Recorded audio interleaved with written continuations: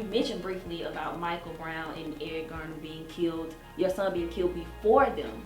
Now, why do you feel that their murders got all this media attention, but here in Columbus, your son was not, offered that same media attention, that same, had all the people behind them marching for the rights of your son? Do you feel that in Columbus, when it comes to murders, that with public officials, it's easily swept under the rug? They don't want all that public attention?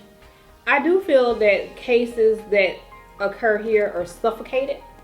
They don't receive national attention. And it is kind of ridiculous because it's not like we're that far from Atlanta.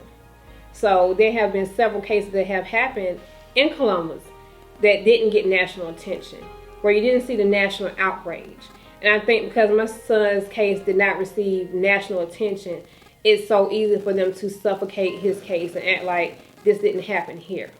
And I also see a city, who I've been here my entire life of 39 years, that is trying to portray an image of Columbus the beautiful. And everything they're doing is beautifying the city and trying to entice people to come here. And this is a great place to live and a great place to retire. So how can you portray your city as beautiful and have such an ugly incident occur here? I wouldn't move here. I wouldn't, as a military family, move here with my African American family, where you have a young African American man that was assassinated by law enforcement.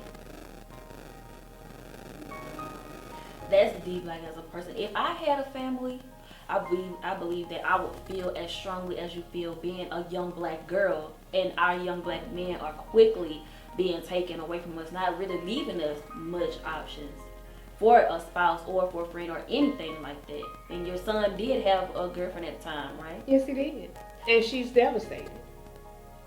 My son had, at the age of 20, he had already decided the path that he wanted to take in his life. And he was serious about the relationship he was in. He had decided that this was the woman for him and that he was going to marry her. You know what I'm saying? He had decided the path for his life, and he was at a point where he was making steps to fulfill his goal and his dreams. You know what I'm saying? So it's like, my feelings on Michael Brown and Eric Garner and the rioting that has taken place around the country in reference to these situations of excessive force. I've heard so many people, talk down about the people who participated in the riots, or people who voice their hurt and pain through action. But what I can say is that my family and I have peacefully asked for accountability and answers for my son's murder, and we've been denied. So I do believe that rioting is the voice of the unheard.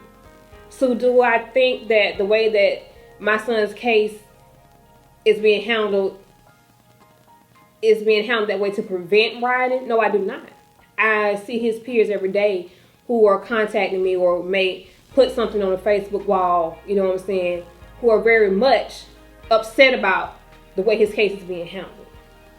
They are very upset about law enforcement in general and how they are being, attacked nationally. So no, I do not think the way that they're handling the case is going to avoid rioting. I think the way that they are handling the case and ignoring it like it didn't happen will incite rioting. Exactly. If there is one thing that you could say to the officer who murdered your son, or as you say, assassinated him, what would you say to him at this very moment? You know what? I don't have anything to say to that officer. What can I say? He hasn't offered a statement to me or my family. It's nothing I can say. What I can say is that the truth has a way of coming out. No matter how you try to suffocate it or hide it, the truth has a way of coming out. And that's something that you can't prevent. And I'm patient. And I'm more than willing to wait. And I have a faith in all the things that God has brought me through. He has promised me justice and accountability for my son's assassination. And that's who I trust in. I don't put my trust in man. I was always raised that there are three sides to a story. Your side, their side, and the truth. So 15 months later, after my son's assassination, I'm ready to get to the truth. And God has promised me that any man that take part in covering up what happened to Zacchaeus on March the 30th, 2014 will be held accountable for their actions. For people who think that this is, they see me pleading for justice and answers and say, I feel so sorry for her.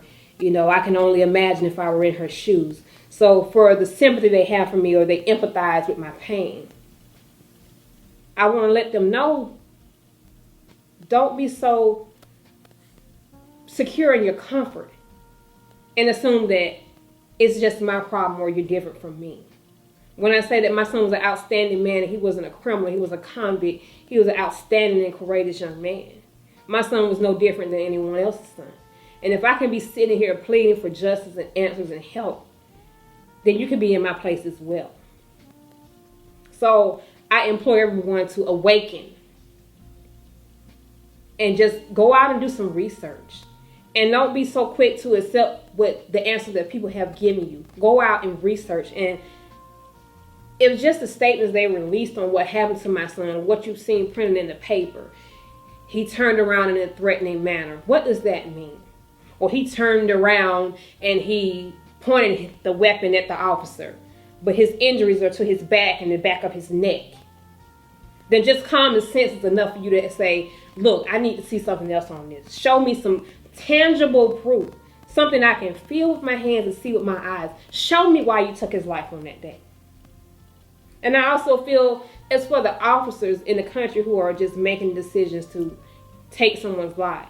I feel like when you've been afforded the privilege where you're allowed to determine someone's life or death, that you should be held to a higher accountability than just me. It shouldn't be accepted that you assumed or you thought or someone said. You should know emphatically without a doubt before you make the decision to take a life, because it's nothing you can do to bring my son back. My son is not here to celebrate his 22nd birthday on Wednesday, July the 8th. And there's nothing that no one can do to bring him back. There's nothing that anyone can do to fill that void in my heart, because my firstborn is no longer here. So I feel like to whom much is given, much is required.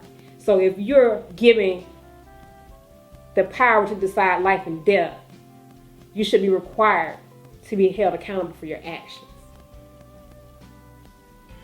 And I agree wholeheartedly with you.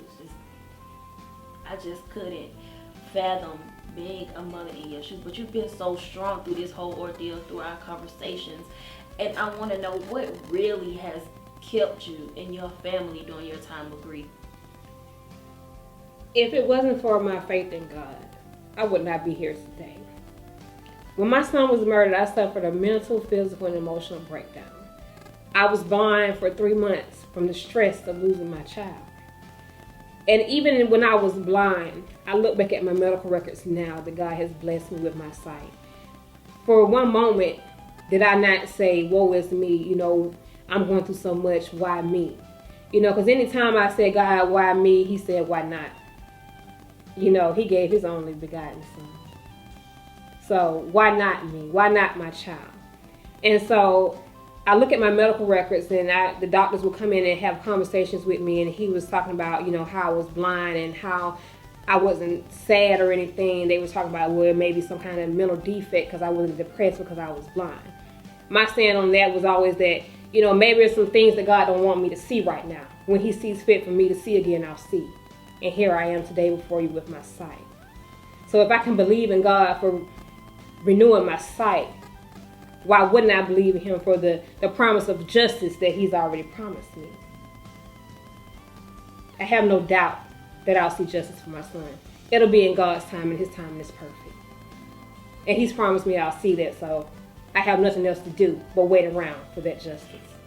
And in the meantime, I'll be actively out there doing my part and making sure that I see justice for Zacchaeus. Here at Pvlse Media, we would just like to thank Mrs. Flint for sitting down and being so open and honest about her son's assassination by a Columbus State University police officer. At this moment, no decision has been made by the Columbus DA, but here at Pvlse Media, we are sure that she will get the justice that is owed to her and her family, and we will be here on watch. Just would like to thank you for watching.